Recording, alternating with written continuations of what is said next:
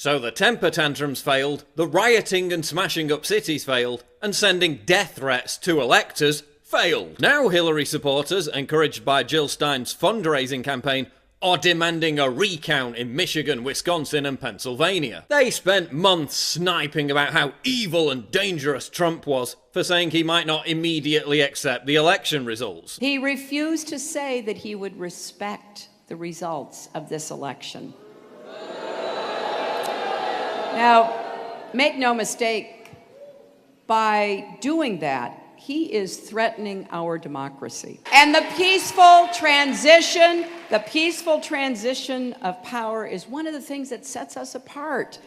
It's how we hold our country together, no matter who's in charge. Now they're refusing to accept the election results. Donald Trump refused to say that he'd respect the results of this election. That's a direct threat to our democracy. So by Hillary's own logic, her supporters, along with Jill Stein, are now a direct threat to democracy. So when the right talks about vote fraud, it's a direct threat to democracy. But when the left does it, it's ethical. But Hillary won the popular vote. What are you afraid of? Oh, I don't know. Maybe the fact that she's a lying, corrupt sociopath. Maybe the fact that her entire campaign was backed by an establishment that wouldn't hesitate to exploit a recount to carry out the vote fraud that they thought they didn't need on election day. The Clinton campaign has already held meetings with computer scientists who claim that there are anomalies between votes cast on electronic voting machines and those cast by paper ballots. Yeah, one problem with that, Michigan didn't even use electronic voting machines. And as Nate Silver, hardly a Trump supporter, has documented,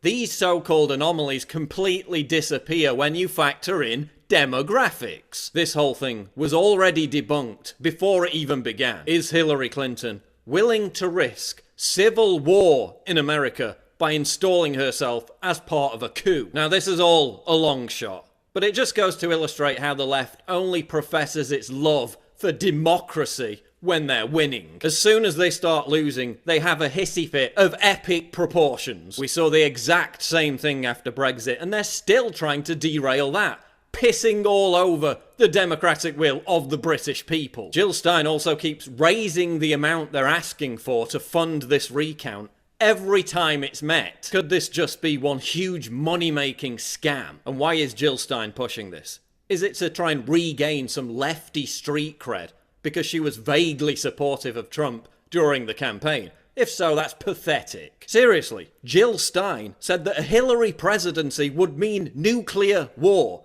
And now she's throwing Hillary a lifeline. Under Hillary Clinton, we could slide into nuclear war very quickly. The deadline for demanding a recount in these 3 states is almost up. The Wisconsin deadline is tomorrow, in Pennsylvania it's Monday, and Michigan is Wednesday next week. If they extend those deadlines to cater for this campaign, then you know the fix is in. So listen up, crybaby butthurt losers. No matter how many times you recount the votes, Hillary will still have lost. No matter how many death threats you send to electors, Hillary will still have lost. No matter how many boo-hoo whining temper tantrums you have, Hillary will still have lost. No matter how many cities you smash up, Hillary will still have lost. You lost.